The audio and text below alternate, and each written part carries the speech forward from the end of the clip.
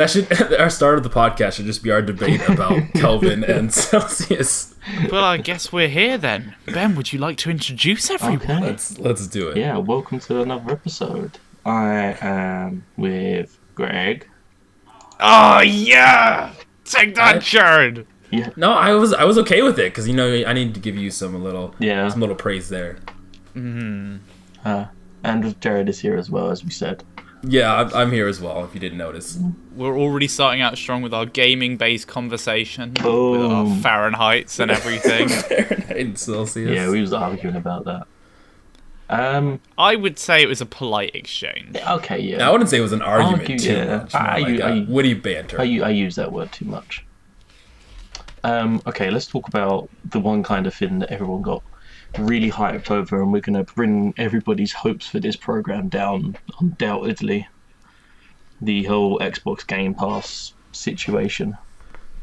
Oh my goodness, an Xbox Game Pass? What is that, Ben? Oh, Like, what can that it be? is a $9.99 per month subscription that gives you unlimited access to over 100 Xbox One and backwards compatible Xbox 360 games. Wowza! Yes, from top industry publishers such as 2K, Bandai Namco, Capcom, Deep Silver, Sega, because we all know they make good games, and Warner They're pumping out Brothers. the best. Oh, and of course, 10 out of 10. Microsoft Studios. So far we have 4 titles confirmed in writing. We have more in pictures. Like we have Halo 5, Saints Row 4, Mad Max, the first Lego Batman game. I like Not how the second you one skipped. or the third one, just the first one. I like how you skipped the national basketball game. No, it's just kind Yeah, of. what the heck, Ben? I don't recognize. No, I love basketball, but Yeah, I don't like basketball anyway, so it's all good. you know what? No one's ever loved I basketball. like basketball. Shh. Well, yeah, you can like it, but you can't love it. Okay. You can't. You're just telling me you can't. You're not allowed. You to can't love Ben. it and you can't hate it. It's the sport which everyone is weirdly indifferent about. I've decided. Okay. Greg has spoken. I have spoken. That's the final word. Everyone kind of blew up about this a little bit. Everyone was like, "Oh my god!" I remember seeing articles saying that this was going to be game changing. All three of us in the chat had the exact same kind of expression to this. It was Greg, like, I never heard about it. Greg posted it, and I was like, "Oh well." Yeah, I was. Go on. Yeah, I was like, in the little Bulletin Broadcast boys chat, I was all like, guys, the game's passed. Like, this is crazy. This is potentially quite a big game changer. And then about an hour later, I came back and Ben had replied. And then we all sort of talked and I'd calmed down a bit. And we were all just like, yes, this is interesting. And then the next person said, yes, this is interesting. And then someone else said, it is intriguing. And then we agreed that there is potential. that it was interesting, and that's all we got from that. Yeah. Because at first, the idea of a Netflix-style game subscription thing is quite cool and there's a lot of potential there. Mm-hmm. And then I quickly realised that, like Ben just pointed out that the games are, that's the real limitation there. And I thought, what if like the best thing they put on there is like Halo 5? Yeah. And what happens to like with Netflix, monthly they add in new stuff, but they also take away stuff. So what if you're like halfway through Halo 5 and they decide, we're going to take that off today. And then you're like, oh, well, I'm screwed. I was literally just about to look that up because I saw in the small print of the picture that it says that the game selections vary over time. So I was thinking the exact same thing. I was like, what if I'm halfway through Halo 5 and you take it off? Take it off. I mean, I don't think Halo 5 would be one they would take off because it is a big game as well too. But I mean, with any game. Well, the plan is it's good. They're gonna take things off and put things on, and as things are taken off, if you're a subscriber to the Xbox Games Pass thing, you will get a 10% discount on the game if you want to buy it, which on the Xbox Store terms is like reducing something from £60 to £54. Yeah. So that's like stupid and redundant, but like so it's I a see. Nice thought. So their thing for it is like even if this game falls off of the Games Pass library or whatever, you do have that 10% off discount if you want to purchase the game. Yeah. That's not bad. I mean, I kind of want to talk a bit about the discrimination I'm experiencing at the minute. So, Oh yeah. it says here, learn more at xbox.com/Game Pass. Yeah. Let me make sure I'm not spelling this right, because every time I go to put this web address in, it adds ENGB after the .com part, because obviously I'm trying to access an American website from a British... Oh, I'm here. Oh, good. I was about to start hashtag Ben Lives Matter and like make a whole campaign about it. Always something new to play, multiple genres. That's okay. I'm just trying to get a like. You get 20% on Xbox One game purchases and 10% on all add-on related add-ons. Wow, Oh, Greg, you're a damn pardon liar. me. But Wow. only while the game is in the catalogue. Oh yeah, see, so if it gets taken really? off, you can't even get the discount.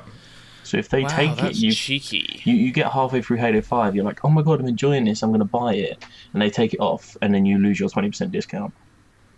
So you're paying that $9 a month, and then you have to fork over another $60 I mean, for the game again. You get 20% off the game and 10% off the season pass. That's basically what it If the works game out is to. in the library. If it's in the library, yeah. Yeah. I mean, there's not really much going on. Saints Row 4, which I picked up from a used game store for £12. I got the re-elected edition for £12. They dropped it. They dropped it in Games for Gold for free a few months ago. Yeah, it was free. Fable 3, like Halo 5 is like the newest game. Yeah, a lot of these games look a bit unimpressive, but obviously the final lineup isn't sorted out yet, and it's obviously subject to change. I mean, even then, like Halo 5 came out, I looked this up just before we came on, in October last year, 27th of October. So it's only 4 months old?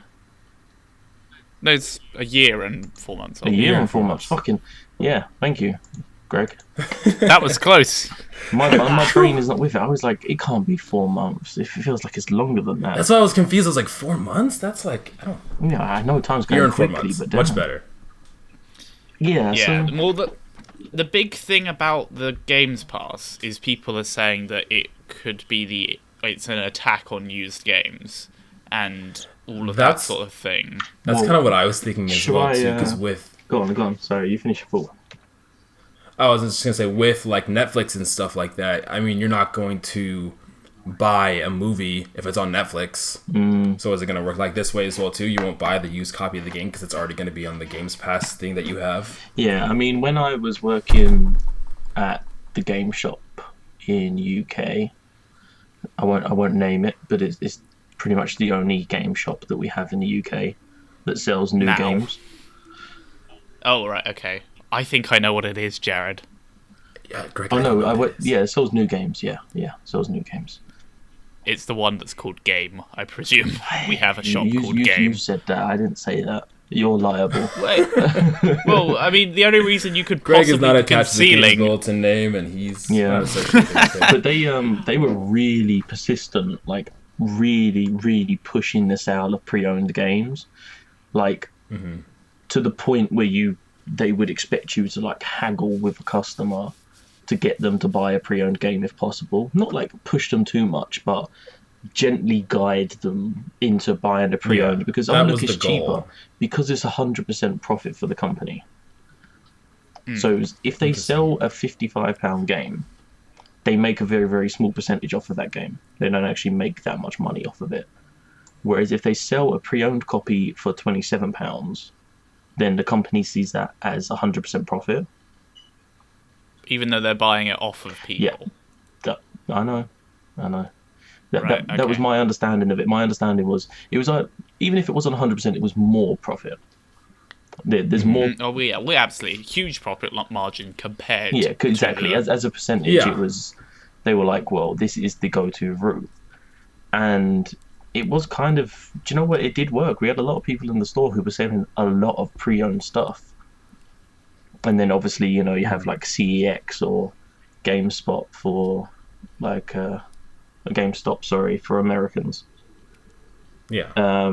Who just specialize in selling, pre-owned games. And so like I feel like it is an attack, really. Like they have to take it down. Because if I see, it is kind of because if I see a game, unless I'm really, really excited for the game, like Metal Gear Solid 5, I bought day one. I would have bought the limited edition, but they sold out by the time I got the money together to buy it. And like Horizon, I'm just gonna wait for it to come to like a pre-owned shop and be a decent price, and I'll play it then. I'm not gonna play it new. Yeah. I'll wait for it to drop. Oh, I've just remembered how much I want a PS4. Yeah, I know. I was in the same boat, Greg. Same boat. Oh, the exclusives this year look so good. Anyway, no, like, to my point, I think it's not that much of an attack on used games, simply because the diversity you'll get at a used game store is always going to be so much greater than whatever these guys are going to offer. I mean, a lot of these games are going to be from only a few specific publishers. Mm-hmm. I highly doubt you're going to see the Fallout 4s, the Fallout 4s all rolling out in this scheme. They're not. A lot of like publishers aren't going to participate. It's mostly going to be Microsoft sort of wheeling out their sort of awkward titles, and everyone else wheeling out their titles which they're no longer selling anymore, and they have no interest because the only ones out left in the wild now are pre-owned games. So they get the publishers are going to be like, okay, we'll give this you permission to put this in the Games Pass because you're going to pay us for that. But well, I mean, like I feel I mean, I have to agree with you. Sorry on that bit before you go on, because I feel like if Fallout was in here, I feel like they'd be showing Fallout instead of like Taria or or like some of the older games that are in here.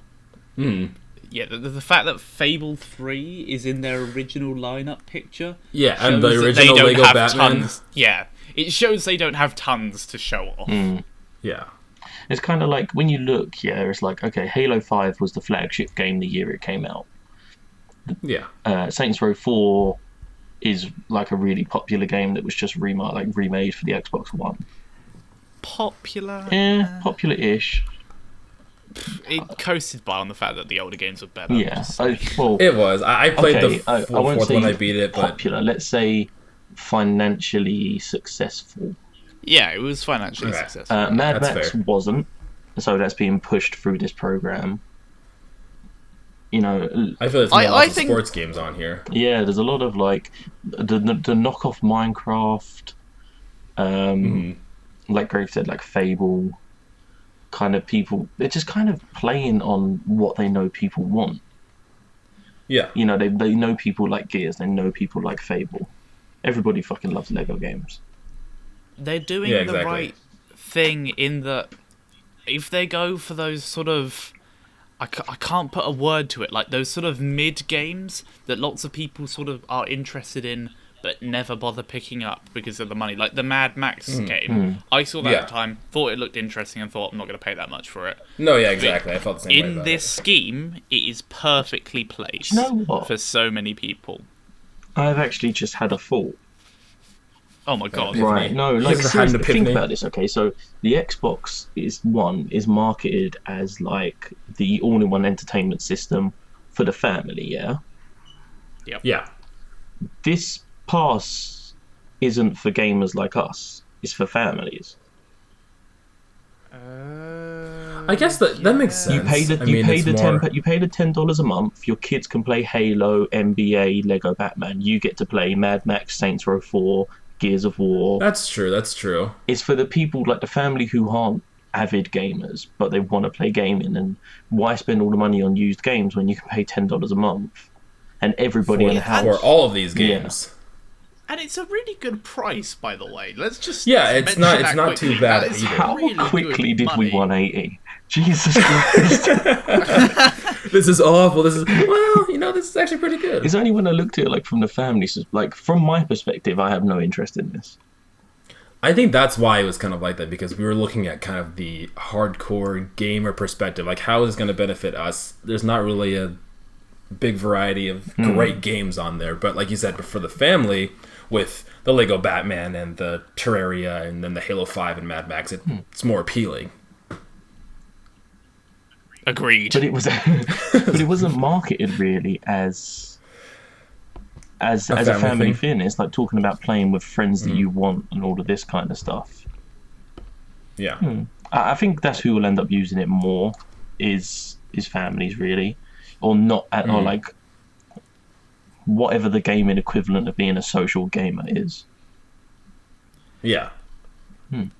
I also think it's a really perfect thing for the people that are like me. So say I've got me and Ozzy run the Brits and Suits channel, and we're always looking for new games to play. And sometimes we'll peruse a used game store and just pick up something cheap just for like shits and giggles. And this like solves that problem for us so strongly. Like we've got so much to choose from, and we've always got something to jump in and play and piss around. It actually does. Yeah, that's a good point. And sometimes it's like those little crappy cheap games that weren't very good that are the most entertaining to watch. Oh, definitely. Okay. Agreed. That's going to be the theme for this podcast, isn't it? It's going to be called Agreed. We're in strong agreement. We all agree that the Xbox Game Pass has got potential, but it's probably just not gonna. It's not gonna soar to the great heights that it probably could because of the price. Obviously, limits it. It is for the families, as Ben pointed out. It's a very niche, a niche market.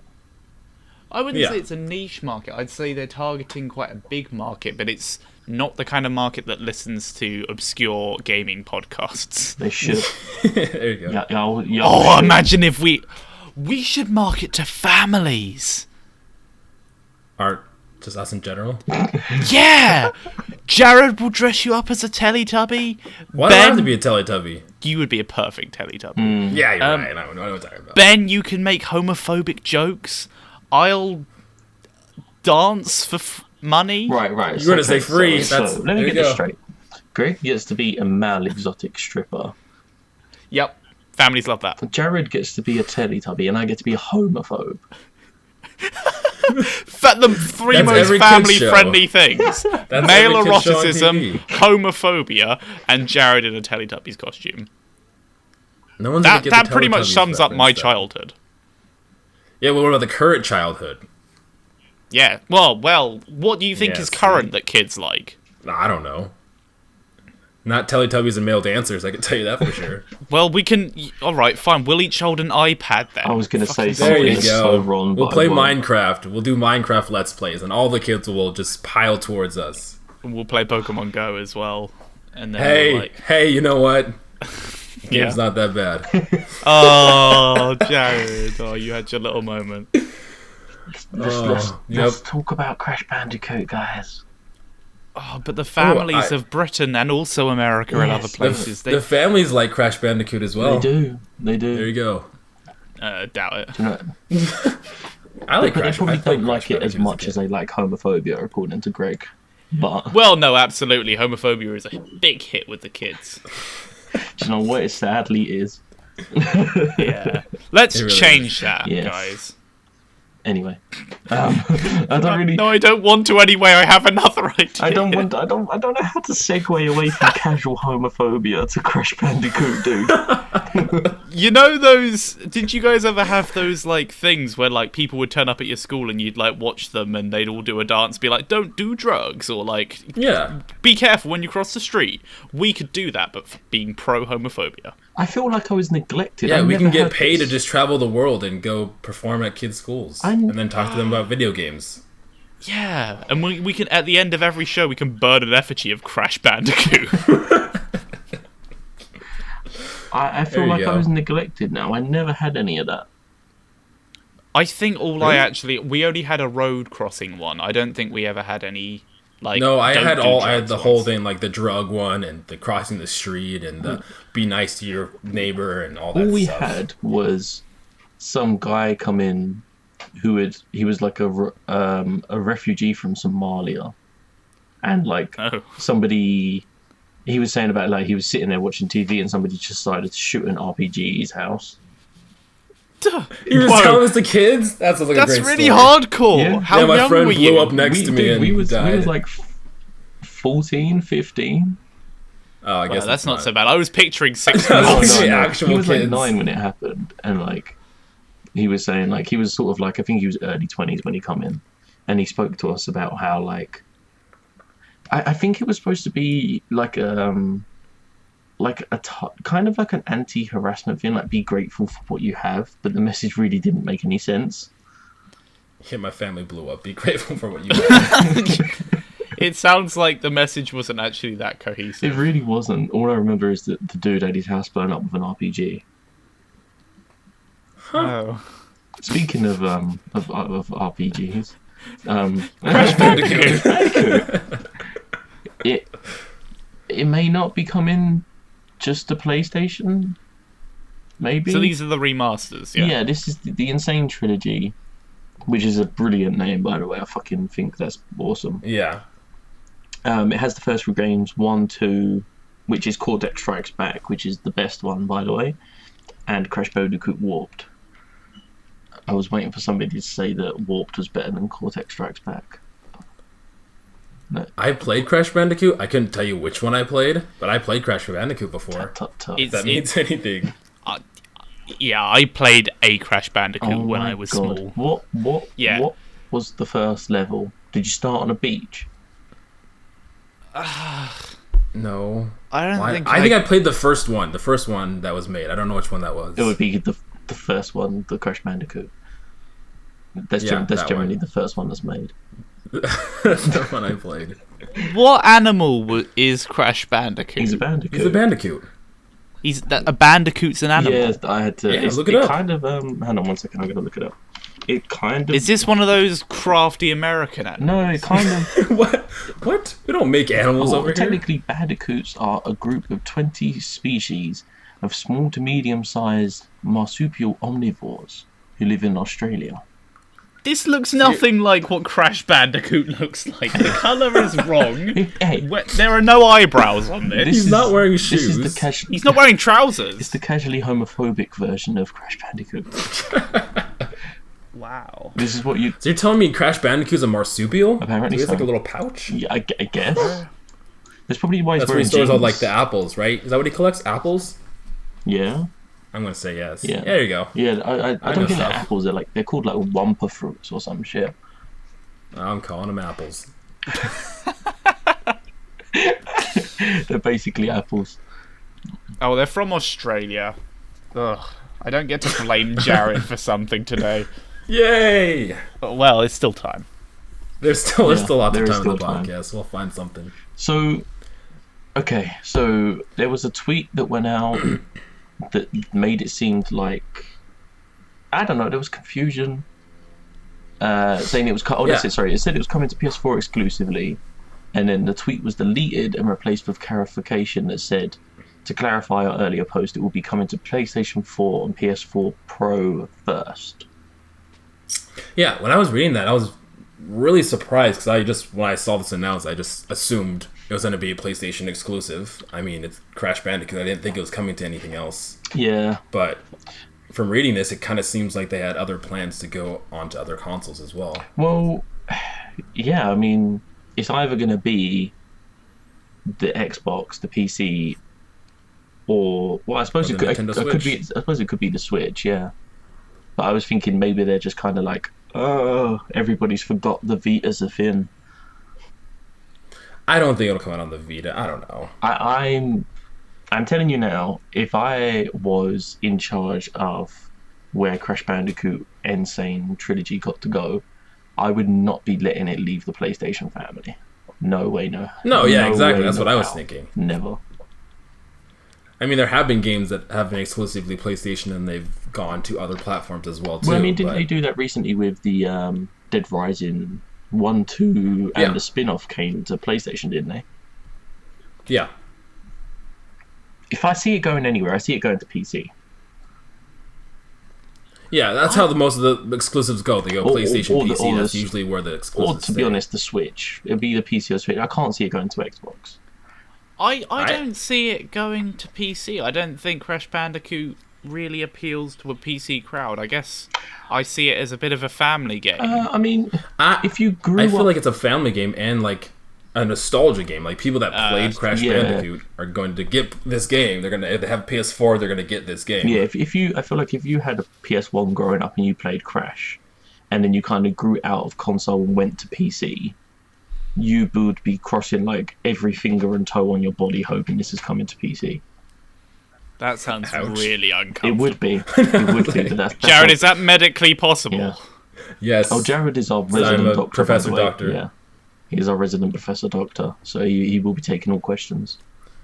I will. I won't answer them with 100% accuracy, but I'll try my best. When will you be able to answer all our medical questions 100% accuracy?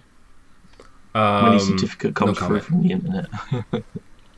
Yes, when I print out my certificate in a couple minutes, I'll take all the questions. Just turn it over. It's like a child's menu of a puzzle. It's a Teletubbies puzzle. That's what it is. So, I mean, where do you see it going then, Greg? If you're saying it won't come to PC, like, if it's going to the PS4 Pro and the PS4 first... I Where else will is it be going? blown away if it doesn't go to the Switch and Xbox. I think that's probably where it's going. I wouldn't be surprised if it didn't. I was more surprised that they said it was going anywhere else. Do you know what? Well, yeah, if it is going anywhere else, it's going to go to the other two consoles. I can't see it on Xbox. Mainly, I suppose that's because part of me is a little bit fanboyish about Crash because it was pretty much my childhood. Mm-hmm. So I would like it to stay in the family. If it goes to the Switch, I won't buy it on PS4. I'll wait until I get a Switch and buy it on the Switch. That's what I was thinking as well too. If it comes to the Switch, I'll probably definitely Just get because it on the Switch. why am I going to play it on the PS4 Pro when I can play it on a Switch and then take it on the move with me? Are you guys Yeah, both that'd be definitely awesome. getting Switches then?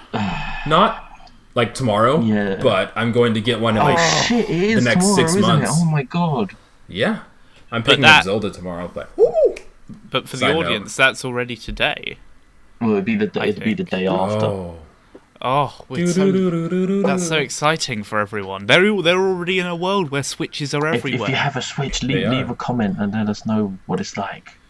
Because we can't get one. Well, I know a lot of people have gotten. There's like a lot of YouTubers and people like that. Press have gotten Switches Yeah, already. well, clearly fucking Nintendo not, has because sent we're out a lot of press.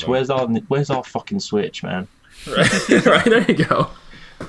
They're probably just discriminating against us because they underestimate our entertainment To be capacity. fair, right, I reviewed those Astro A50s, and the review for the A50s went up like a week and a half ago, and I've twice I've been told somebody's coming to pick them up from my house to take them back, and twice nobody has showed up. Earth their minds. So, you know, like, third time, and then I'm keeping them. I'm sorry. It's just like, as a warning, if you work at the PR company involved with Astro, if you don't take your headphones back, I'm keeping them. Nice. Maybe they're starting to respect our star power now. Yeah. Our star That power. was... We've got a lot. Yeah. We've got loads of star power. Free We've got a lot of management pizzazz winked. here. I'll have you know that, like, the other month we had 4,000 page views. So, We had 4,000 page views. Free management winked at me. Ben engineered a successful coup in the Ukraine. There we go. We're making our way in the world. Jared is an American. yeah. I was in... Professor With big Doctor. Hollywood names. I was in a hot tub with Major Nelson, man. What can I say? Who was in a? I was in... Jared You're in a was. hot tub with Major Nelson? Wow. Yeah. What's his dingle donger like? It was like a... I don't know, it was like refracted light, so I don't think I had an accurate look. I wonder if it's just like he's just got a 360 controller plugged in. And he just says, hi, I'm Larry Herb from Major Nelson here, and I'm here with Xbox, and I got an Xbox controller for a dick. Oh, now we're never going to get any, like, oh, those guys? Yeah, screw those guys that are talking about us. I've been watching Larry Herb Major Nelson from Xbox for years on all of these like rubbish Xbox week. Only not rubbish, they're lovely, Larry. These weekly Xbox update things. He looks like he could take a joke. I reckon he could take a joke. If he wants to say my penis is an inanimate object, I'm okay with that. You could say it's a Bandicoot. I'm okay with that. You can say it's an alarm clock or whatever you think defines me. I don't mind. Larry. I don't. We can be friends, good friends. We can all be friends. Greg's views are his own, though. Yeah, my views are my own. I don't think Games Bulletin officially has any kind of position on Larry Herb's penis. They could. I don't know. No. I never got that. Why do people do that? Like, when somebody who works at a company says something that's obviously a personal opinion, why do they hold it as the company opinion? They have to distance, because the person, as soon as they're working for that company and they're associated with that company, they're meant to be representing that company. Yeah. So, as we were saying the other week, in the same way that if I like posted an article or was like chatting shit like on behalf of Games Bulletin, then that would reflect badly on Games Bulletin. Games Bulletin are gonna have to be like, "Yo, guys, we don't agree with Greg's crazy opinions about Larry Herb's penis. We don't even know We're how denying all of here. this." He's just been here this whole time. Yeah. He doesn't actually write. He's not even a member of the team. He just... Larry Herb. No, you just ended up in the team somehow. Yeah, I just got here and no one questioned it. We're just sitting in the Skype chat and Greg just jumps in and we're like, yeah. Yeah, cool. He seems okay. He seems cool. He seems to be following commands relatively well. We tell him to read articles, he does it. He might as well be a contributor.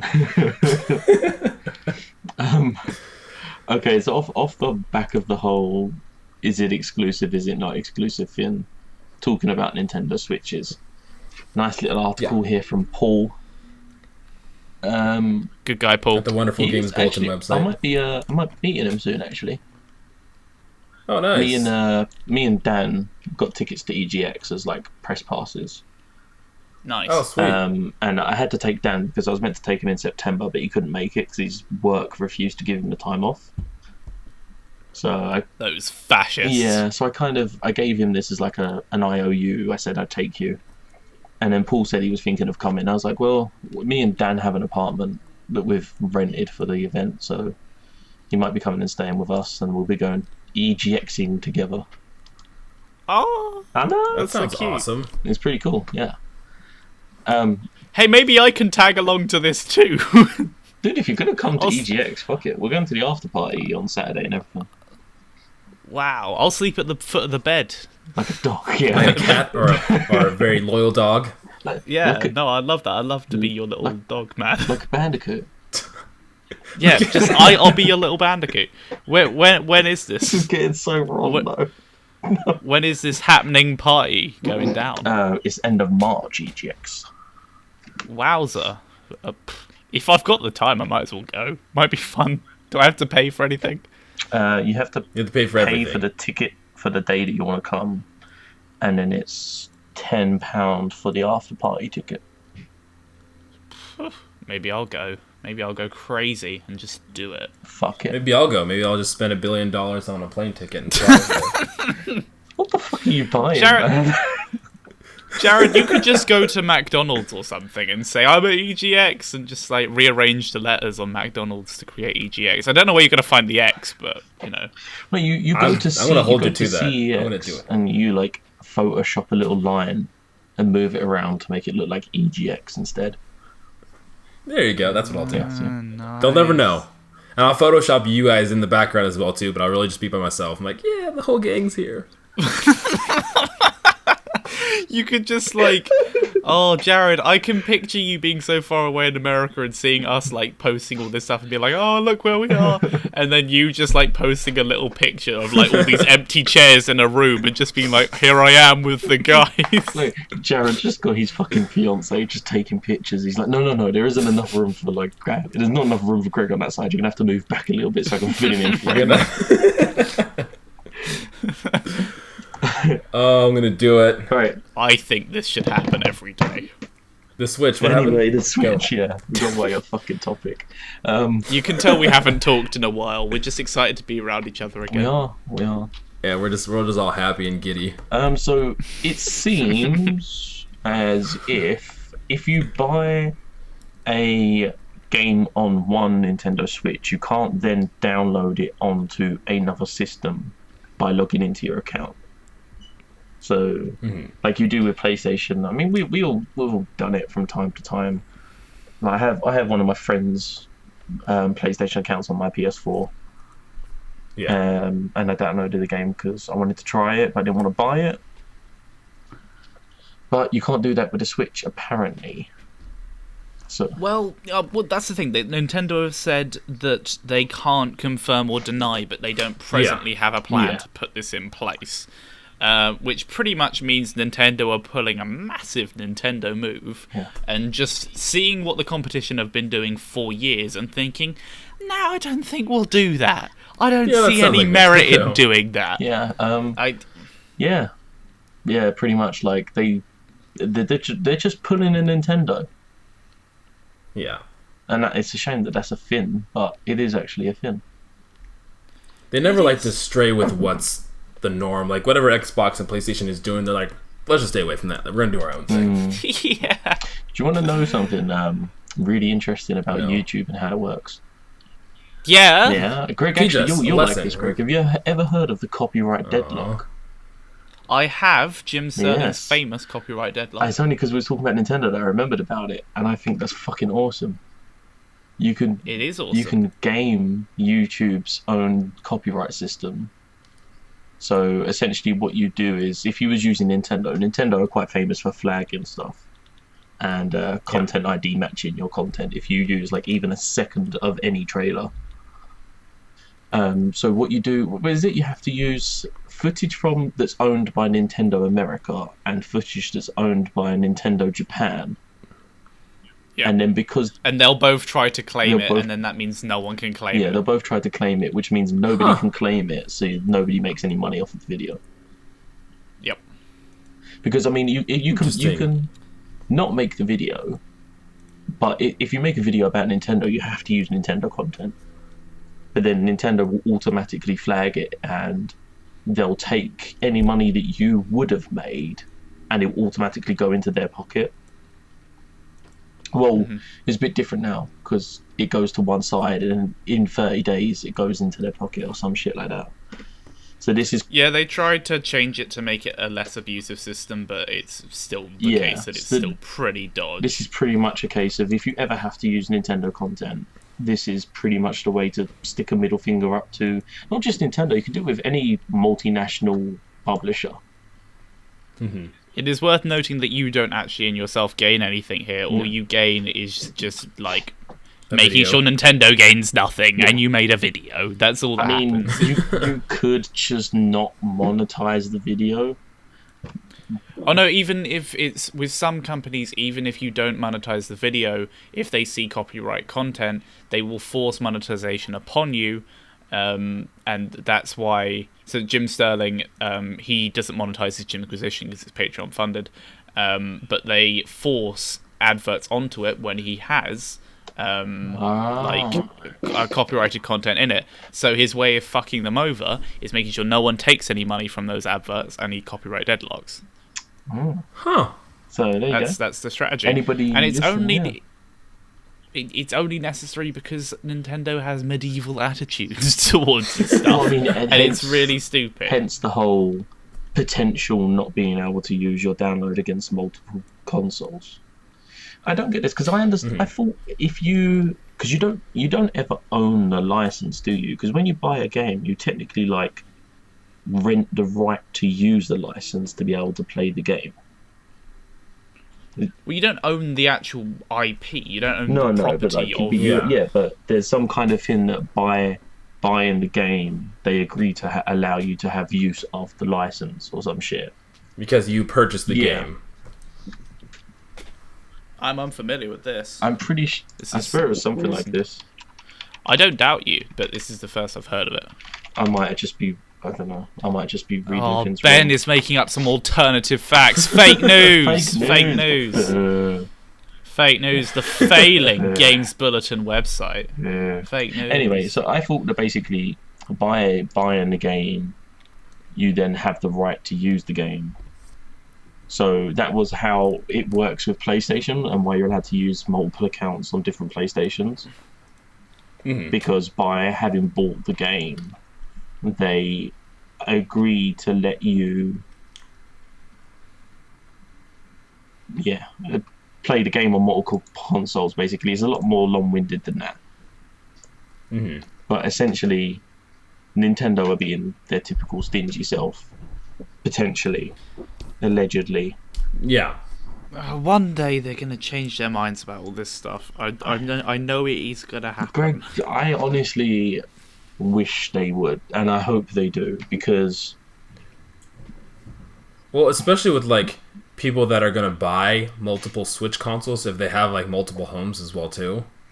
Like, they have one for, like, their second home or something like that as well. It'd be cool to just be able to have your games at the other place as well, too. I wonder if the Switch is going to have that download play feature that the 3DS has. What is this download play feature that the 3DS has? Like, if you have Mario Kart, like, say I have Mario Kart, and we both have a DS... There's a way that basically you can download Mario Kart to your 3DS for the purpose of playing local multiplayer with me. Oh yeah. We did this school trip to like Belgium or something a few years ago, and I had a DS but I didn't own Mario Kart, and about enough people on the coach owned Mario Kart that we could all do that, and so we all played Mario Kart, and there was like 16 of us, and it was top notch. And I wonder if that's why they're kind of being a bit playing their cards close to their chest. Maybe it's going to have some kind of system like that. Because, I mean, Mario Kart is coming to it, isn't it? You have the deluxe edition coming. Yeah, the deluxe edition is coming in, I think, April? Don't quote me on it. We will. We will. I think we should quote him on it. I think him saying don't quote me on it is an invitation to quote him on it. He is the resident professor. It is true. You were claiming earlier that you were the resident professor. The other night, of medicine. You called of medicine. The other night, you called me at like 3 a.m. your time, not my time. It was like regular day for me, but it was weird for your part. You called me. You said, "Greg, I am the resident professor of doctoring. Don't you believe me?" And I said, "Jared, go back to sleep." And you said, "No, I can't sleep. I'm too busy being a professor, which takes up all my time." It does. It's stressful. That's why. It comes out April 28th. So now you can quote me on it. It's okay. Did the police not call you, Greg? I had a call from Jared's local police department claiming that he was naked on his rooftop, proclaiming that he was the professor. On my roof? That would be an impressive feat if I could do that. I would just be impressed, if anything. Yeah, no, they did say that for some reason he left you and I as his next of kin. Yeah. And also they gave that apparently we have his power of attorney. So that was quite shocking. I feel safe. No. It is strange considering we've never met Jared, and yet he gives our information away. As I don't know if that speaks volumes about people. him or us. Yeah, I think it's more you guys than me. You know, I we bring out this quirky and weirdly trusting side. Yeah, very oddly trusting. I'm very trusting. He said naked on his roof. To myself. I'm very trusting, huh? You are, Jared. Thanks, man. I am very trusting. Thank me. I'm welcome. I'm welcome. Okay. Right, well. Right. Let's do another article, guys. Another topic, another segment. So, Ubisoft have hired 4 Telltale. Telltale. Thank you. Telltale Developers. Oh, that's a tongue twister. Apparently to bring in more ideas. So you have the creative producer from Tale of the Borderlands, the narrative director from Wolf Among Us and Tales of the Borderlands, the design director from The Walking Dead and Minecraft Story Mode, and another design director from the Walking Dead series as well. Did you guys like any of the Telltale games or play any of them? I have not played any. I'm not gonna lie. I have watched playthroughs of multiple ones. Mm-hmm. I think I watched about half of The Wolf Among Us. I watched all of season 1 of Batman. And then I think I watched whatever's come out so far of season 3 of The Walking Dead. Mm-hmm. I love them. I think they're awesome. They are. Yeah, I'm gonna go with that. Okay. Well, no, because I don't know. It's like it doesn't matter what you do, you always seem to end up in the same outcome. So, like, in the moment, you're like, oh my god, this choice is so so defining, but the majority of the time it doesn't feel as defining. Like in Batman, I'm not going to spoil anything, but in Batman, Bruce Wayne is friends with Harvey Dent. And just spoiler alert: Bruce Wayne is Batman. That much is true. Come on, Greg. Okay, we're going to have to do spoilers. For those of you who don't know, Bruce Wayne is Batman. Harvey Dent becomes Two-Face. Whoa, I didn't know that. Yeah, I didn't know that part. Ben. Well, I was watching all those films and pausing at weird times so I wouldn't have to find that out. And it's like, in the game, there's a situation where basically you have one of two choices. And you either save Harvey Dent or you save Catwoman. If you save Harvey Dent, apparently something later happens in the game that makes him become Two-Face. Or if you save Catwoman... If you don't save him, he becomes Two-Face. He becomes Two-Face anyway because he becomes burnt. So it doesn't matter what you do. In the end, he still becomes Two-Face, and all of the shit that happens because of him being Two-Face still happens. Interesting. It's the same with... It's a lot of illusion of choice, because in the Game of Thrones Telltale game, which I have played all the way through... there's a whole thing about I think it's Ramsay Bolton. Spoiler by the way. Ramsay Bolton is threatening your character. You're playing like a young boy who's like now suddenly in charge of the house, and he's like threatening your character, and like, is it? I can't even remember who it was. Yeah, and he's just threatening you and saying, you know, I'm gonna push you around and everything, and you can either stand up to him, or you can be really like placating of him and like really calm and just like take the beatings and everything and just sort of let him go on about it. And whatever happens, he's gonna kill you.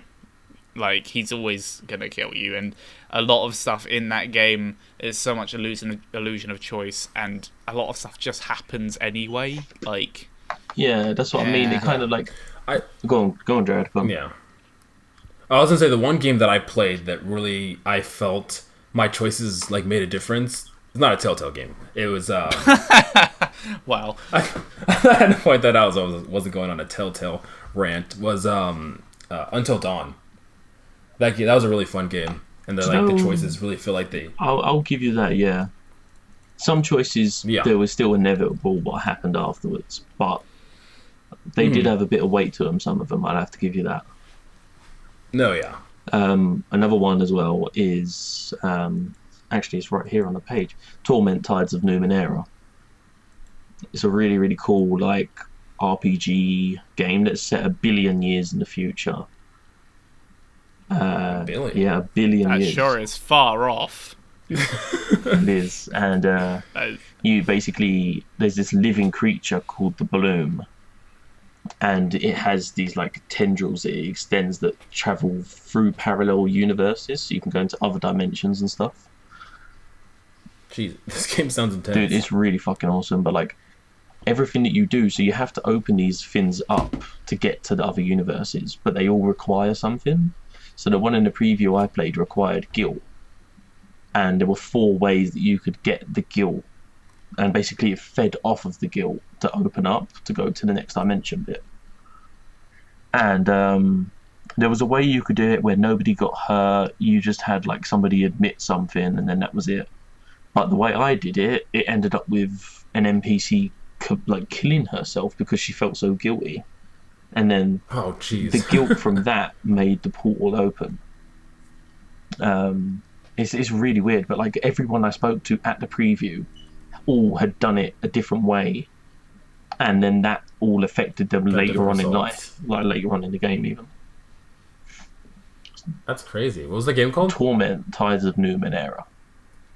Sounds like a wicked cool game. It's really awesome, actually. Really, really awesome. The guys who made it made another game.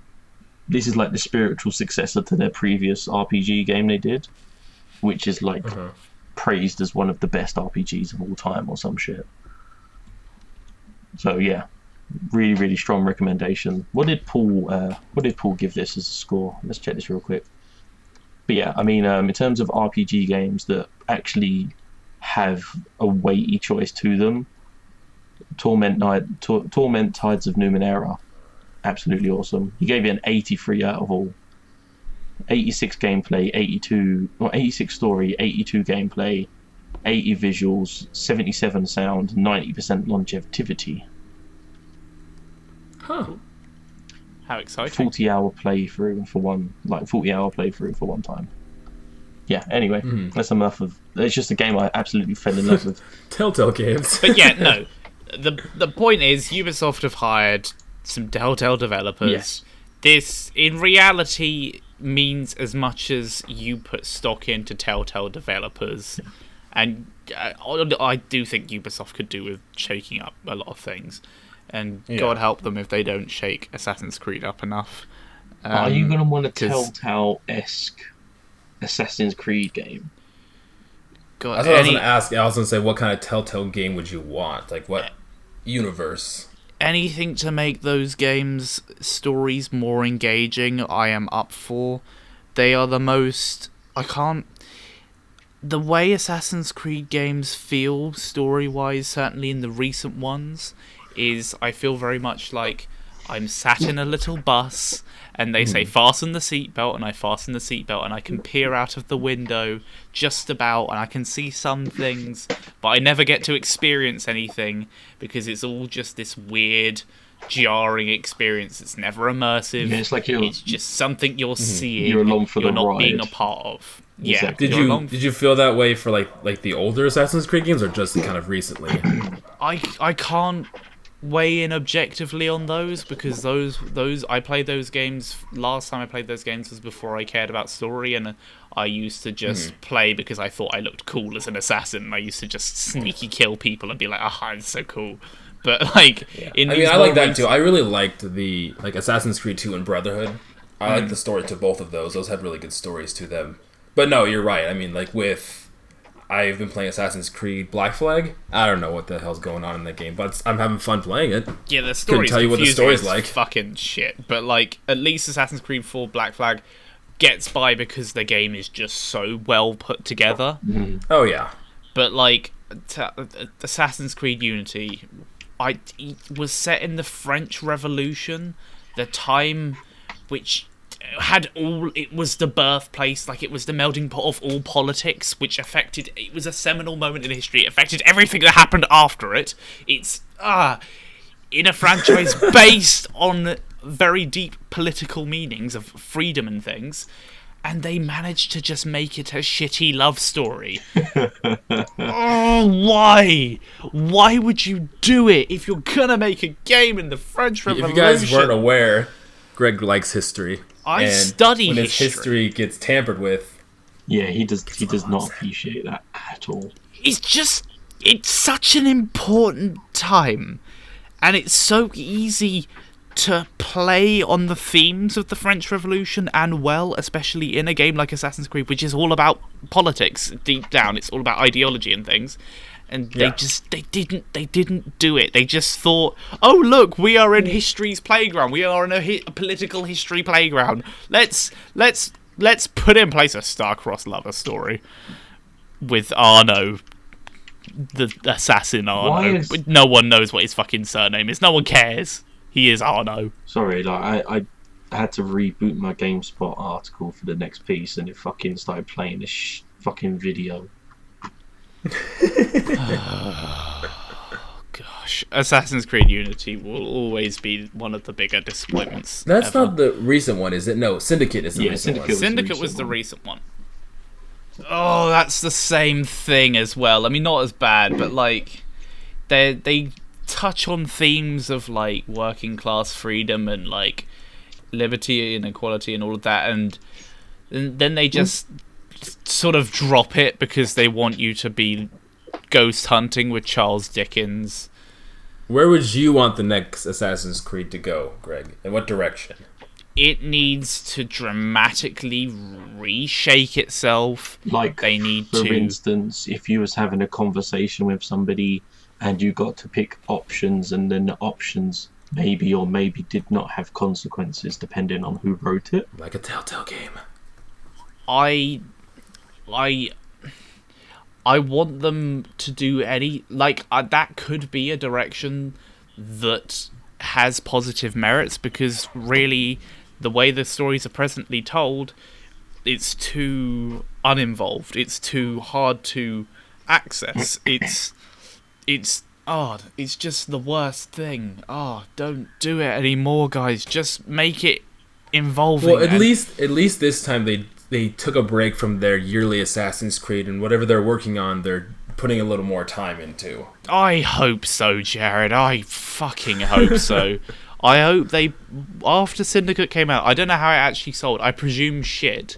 After they put that out and they realised that it was the most lukewarm pile of semen they have ever spunked out, that I hope they thought, oh my god, maybe we should actually stop making shit and make something gorgeous that everyone wants to sing about from the rooftops. They didn't release a game at all last year, so I mean... Yeah. Well, they did. They released the Ezio collection, which is nothing to write home about, ladies and gentlemen, I'm just saying. Ladies and gentlemen and the otherwise inclined, let's be inclusive here. I think that's my favorite era of Assassin's Creed, is Ezio's story. I think so too. I think generally the whole Ezio story is pretty cool. I like what they did with those games. I like the whole Brotherhood concept. Yeah. I think that's quite nifty. I liked that they explored a very interesting period of history with the Borgias, which is obviously not obviously, but it's quite a controversial bunch of people. It was the Pope that basically gave no shits about religion and just wanted power, allegedly. Yeah. That's such a cool area to explore. It's in the Renaissance, which is also another important time of history. They use that time quite well. But then it's everything French else. Revolution. Yeah, no, it's not. It's not winning. Okay, well, just to let you know, Greg, this is a direct quote from Wikipedia. Oh, good. So it's reliable. Great. Well, I mean, it has a. What's the? It's from VG247, the source. Right. Assassin's Creed Syndicate debuted at #1 in the UK chart according to Chart Track. However, in its first week, it was the second worst selling game of the franchise in the UK, only outselling Assassin's Creed Rogue. According to reports from Ubisoft, these lower sales in the first week were due to the release of Assassin's Creed Unity having a negative impact on sales due to notorious amounts of bugs and glitches. Syndicate's second week beat those of Unity's. The game was a 9th best-selling retail game in the UK. What, for the whole year? I guess it was at that time. Well, that's probably still quite a lot of money to pull in, but... Well, I mean, you look... Sorry, I forgot Rogue was a thing. Yeah, Rogue was a thing. Yeah, there was a boat then. That was something. Well, I mean, Game Rankings gives it... The PS4 version has 77%. 78 if you round up. Of what game? That's Assassin's Creed Syndicate. South Syndicate? Yeah. Okay. 78% of what? As an aggregate review score. Of the... okay. Right. And then from some publishers, you have like GameSpot gave it a 9 out of 10. Giant Bomb gave it a 4 out of 5 stars. 9 out of 10? Videogamer.com gave it a 5 out of 10. I thought it looked interesting. I haven't really picked up an Assassin's Creed in a while. It does all the same things as Black Flag, but it's less sunny and less unique and new. See, that's my favorite part of Black Flag, is like the islands you get to go explore. Like, that's the best part. Yeah, they're so beautiful, aren't they? Whereas Rogue has just got depressing snowy islands. It's just not so good. Well, if you bought Assassin's Creed Syndicate, the Big Ben edition, which was a Uplay exclusive, you got a hip flask and a Jacob Fry statue. Whoa! Huh. Stop the presses! In the Big a Ben flask and a statue. I guess that holds all of my silly complaints in a new light. I guess I was wrong this whole time. It's a perfect product. Get this. The gold edition comes with a Baker Street outfit, but the Big Ben edition doesn't. What? Oh. Well, we all wanted that Baker Street outfit. Oh, yes. Of course we did. Oh, Ubisoft, don't be such an idiot. Just... Oh. Dude, come on. It's gonna become a Telltale version of insert game name. Yeah. Look, anything to shake it up at this point is a good idea, because at the moment it is stale and it's stagnating and it's dying a slow, painful Ubisoft are death. throwing rocks at walls and expecting to get gold. Like, it's not going to work, man. Yeah. Yeah, that was never going to work. That never had any chance of working as well. Never in a million years. Yeah. Well, don't they have their I was reading somewhere where they are they're making like an Avatar game. Like they're going to be focusing on making an Avatar game. Which one? The movie or the Airbender? The movie, the Blue People movie. Okay. They're going to make a game like that. So Aren't they meant to be making a new movie of that? Yeah, I think the second one was first one was so shit. I thought it was like a very passable, okay film. Like, I found it inoffensive. It looked good, like visually. It would do. It was fake. Well, nah. That was real, Ben. What are you talking about? Those are real blue people. Yeah, that was all filmed on location. Oh. Yeah. What are you talking about, man? The indigenous people, yeah? Yeah, they were all... people of Pandora, that's what it was. Yeah, they all went there. They taught all of the blue people to act, and they all did it so well. And then they had blue people sex. Is that why it took 10 years to teach them how to speak English and speak our language and stuff so they could film it? Yeah, that's not an easy process. But Okay, it makes a bit more sense. How many blue people have you taught to speak? Probably not many. Yeah, okay, you have me there. Exactly. Oh, gosh. Okay. Judge not lest ye be judged, Ben. What were we talking about? I don't know. It's almost 1 a.m. It is, Let's actually. continue. Let's... It wouldn't be a podcast without a train wreck going somewhere in one direction. It has to, doesn't it? Let's wrap this up for the sake of it being early here in the UK. Yeah. So, okay, this one takes me a little while. Our biggest article. It takes me a while to get my head around. Basically, ZeniMax won a $500 million court settlement against Oculus. We covered this a few weeks ago on the podcast, talking about it in its earlier stages. Yes, and ZeniMax, who is the parent company of Bethesda, accused Oculus, which is owned by Facebook, of stealing VR-related code. Now, the court settlement being won basically confirms that Oculus stole this code, yes? I mean, allegedly, don't know. like, I think if it's done by law, like, sometimes, like, the justice system does make mistakes. It's not flawless. Yeah. Okay, so... And it does say in this post that, like, the Oculus people are still saying that it's actually not correct, and, like, they're still sticking to their guns on this. Okay, so it might be a case of, like, somebody's shown a code, and then somebody's gone, oh, that code's good, I'm gonna put that in there. You know, like when you know, it was in like fucking like secondary school when you showed that kid your homework and you told them not to copy it, but they went and fucking used your answer. Exactly like that. This is a perfect analogy. Well done, Ben. This is identical. Okay, so what we should say then is, given the evidence that was given to the court, Oculus allegedly stole coding from ZeniMax. Yeah. And now ZeniMax have won the $500 million court case, which will, in no doubt, be fucking appealed or some shit, whatever the court proceedings are for that. But they now also want any product that uses that code removed from sale. Ooh, that could have... Wow. Yeah, that can have some big... It says here, ZeniMax doesn't believe $500 million is enough of a deterrent to cause for Oculus to cease infringing and wants all products that use the stolen code to be removed from sale. Failing that, they want a share of revenue derived from products using their IP, 20% for at least 10 years. Wow. That's a lot of money for ZeniMax to gain as well. Well, I mean, they're all... Like, I love that. Because $500 million isn't enough money anyway. No, yeah, because I say that on top of the $500 million. So I kind of wonder, talking about the other piece that we have here, about the price drop of the Oculus Rift.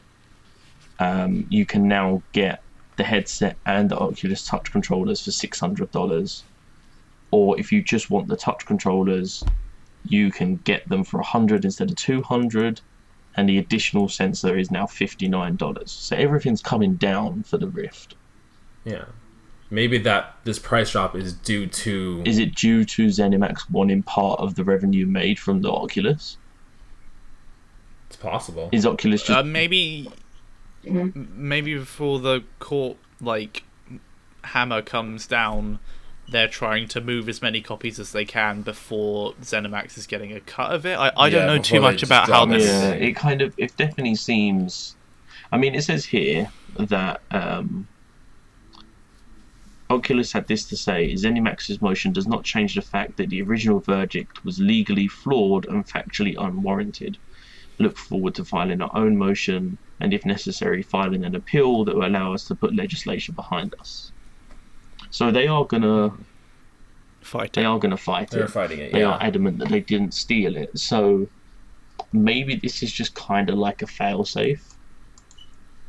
Just in case anything does happen. Or could it just be that this is just a horrible, horrible, horrible timing, and that they looked at the Vive and kind of went, wow, that bundle's doing really good compared to our Oculus. Maybe we should drop our prices. Maybe. That's true. Because don't they have an Oculus Market where you can go to buy Oculus games? Isn't there an actual site that Oculus have that they earn the money from or some shit? I don't know, Ben. You've always cared a lot more about this than I think myself and Jared have. Oculus. Yeah. I'm pretty sure they have a store where you can, like an Oculus store, like Steam kind of thing, where you can buy compatible games. Well, I have the Samsung VR, and that runs off of Oculus as well. And that has a little store where you can buy VR games and stuff like that. I don't know if it's the same thing. I think so, yeah. So I just kind of, maybe it's just bad timing. Maybe they just looked and went, if we make a bit of a loss on each headset, it will, in the long term, help us. I definitely think so, because you already need a PC that's going to be able to run all this stuff as well too. Mm. And how much would you said the Vive was? What is it? 600 as well? The Vive's 800. Oh, the Vive's 800. What was the one that you said is a similar price? What? I don't remember. I remember you saying there was another headset. There was similar pricing that they were going to the bundle for the Rift and the Oculus is 800, which is the same price as the Vive. Oh, okay. Sorry, I had to think about that one. It's getting quite late over here, and my head is hurting from trying to understand the whole legality of this situation. The whole process. We shouldn't have left the complicated legal one to last. I know that's what I was thinking. It's tearing let's apart. wrap this up with our longest article. This is your fault, Jared. Yes, we are correct. Oh, you found somewhere to blame me. You put it in there. The Vive comes with the controllers and everything you need. Is $800. Yeah. The bundle for everything you need for the Rift is $800.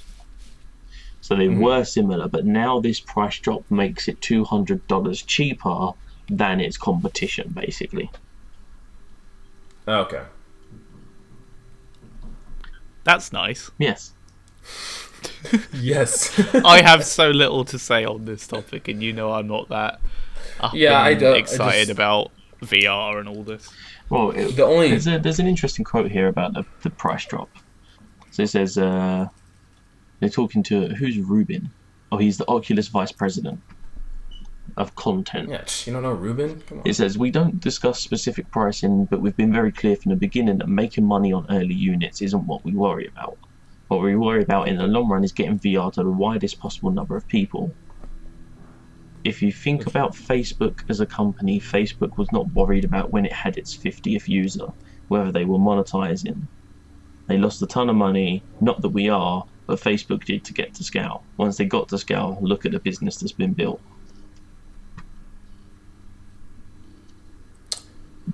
Yay! Yeah. I like literally just. Did you know Oculus was owned by Facebook? Isn't Facebook successful? Look how many people are on Facebook. Facebook. Did I mention Like, Facebook? Yeah, did I mention Facebook? We should get a Oculus Rift then, because I mean Facebook's Yeah, popular, because so- Facebook, like everyone who has Facebook fucking has an Oculus. obviously. Yeah.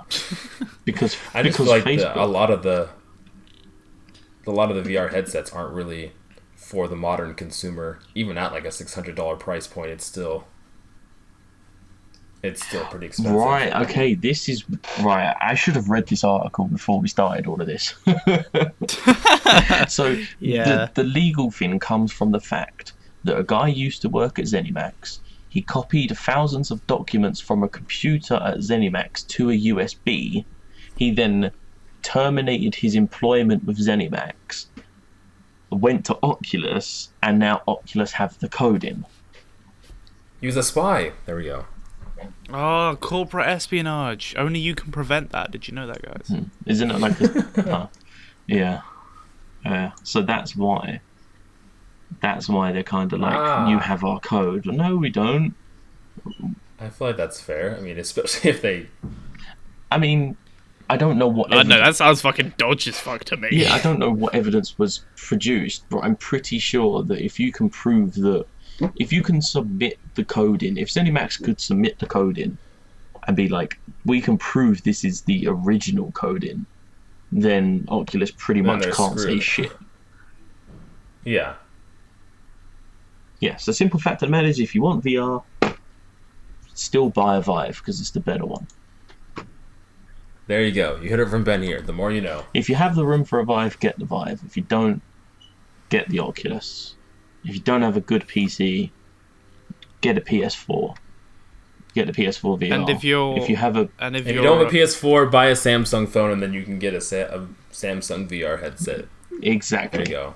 Leave it with a good tip. Wasn't the Oculus supposed to be coming to Xbox or work with Xbox or something like that at one point? I don't know. I know the thing that where like they can. It works with like the controllers. Was that just the like, controller? Controllers would. I think it was just the controllers. I mean, if it'll run off Xbox, that'll be cool. But I don't think so. Alternatively, if you have 600 quid to just throw at something, you could give it to me. I'll hold on to it for you. I'll look after it. I'll put it in a Keep good it home. safe. I'll keep it so safe, and it will be a good secret between me and that person that has the £600. It'll be grand. Ooh. Microsoft actually announced mixed reality experiences are coming to Xbox family in 2018. It's a mixture of VR and AR. Huh. Well, they did show off. They had the how was it called? The HoloLens thing, isn't it? Yeah, the HoloLens. There we go. Huh. Interesting. So you Xbox guys might be getting something at some point. This fucking podcast has been a disaster. This last piece has just been just fucking terrible. Yeah. Well, if you're Well- still here listening, thank you. I guess If you're still for if you're still enduring here, this crazy yeah, ride. if you're still here, you are a fucking trooper. If a you're trooper. still here, you clearly don't give a toss about gaming news and just want to hear the three of us Yeah. banter around and talk about Jared and being you know naked. what? That's fine. You that's could fine. potentially be Greg's brother, just casually listening to this while he's playing video games. I think my brother does listen to this sometimes. It's true. Allegedly. Yeah, I have some family and friends that listen to it as well. Wowza. And now I feel like my family friends don't love me. Well, Oh, this has by far been one of the longest podcasts that we have done. I felt like it was Yeah. entertaining on my half. I mean, I had fun recording it. I don't know how good it's going to be to listen to, but it certainly was fun to do. It's going to be fantastic to listen to. Everyone should listen to it every week and give us like a like and say, oh, they were so well prepared this week as usual. And compliment well us so prepared. and say how great we are and fund our trip to Japan so Greg can find a console with Oh, dogs that's having still a sex on it. thing. Still a thing. I forgot that's It's still a thing, dude. It is still a thing, and it will catch on one day. And on that day, I will realise that life is impossible to understand. It's not. It's not impossible. It's implausible. It- I don't know what I'm talking about. I'm tired. I literally am just rambling. It's all stream of consciousness at this point. I could say anything right now. So let's that's a good point to end it. Then we gotta go, guys. Let's wrap it up then. Greg, can you bring it together to tell people where they can find you, should they want to? Where they can find me. All right. Well, in the next few days / week or so, keep an eye on the Brits and Suits channel for a Shades of Greg incoming regarding Halo Wars 2. Ha ha ha. Interesting. That'll be very interesting. I've been decisively quiet about Halo Wars 2 this week because I want to keep all my thoughts ready for next week or whenever the next Bulletin Broadcast is, when I can talk about it and share all my thoughts, which I'm sure you'll both be very happy to listen to. We're all very excited to hear your thoughts, Greg. Oh god, I'm not excited. Oh no! Oh, Spoilers. Halo Wars 2. Why did they do it? Jared, anything you want to add to this to the conversation? I don't think I have anything. Follow me on social media, Moss Jared. I started Twitch streaming every now and then. Oh, wow. So that's a thing. I'm going to take this March to sort shit out and get I want it so that come April or end of March, I have everything written up for what I need to record videos, so we have regular videos. I'm going to try and blow some dust off of the Twitch channel and get that back up and running. I think that'd be fun and entertaining as well too if we could potentially do live podcasts while we play, and people would add comments and be like and subscribe if if you hate the Jared character, and then we could Jared all character, because we're all characters, we're all written characters. This is all scripted. It's a persona. You know that? Oh yeah, these are all personas. We're nothing like this in real life. Our train wrecks, that's just the script we make. Those are part of the plan. Yeah. Jared's not even really American. This is an act that he does. It's an accent, actually. Please, can I hear African. An accent, please? An African accent? No, thank you. I was going to say you offend someone. I was gonna say the one British. viewer's going to be African. He's going to be like, nope, I'm out. I was going to say British too. But if you could take it in that direction in your own mind and indeed allow Jared, that's okay. Because you were the one that did it and it wasn't us. We almost didn't talk about race this week. It was so close. We always so close to it, man. Yeah, we flirt with race. We're the racial flirtists.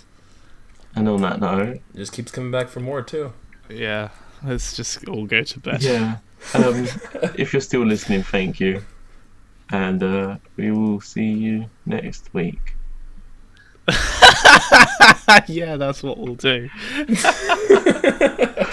That was the weirdest goodbye I think you've done yet. We'll I was kind of like next week. trying to.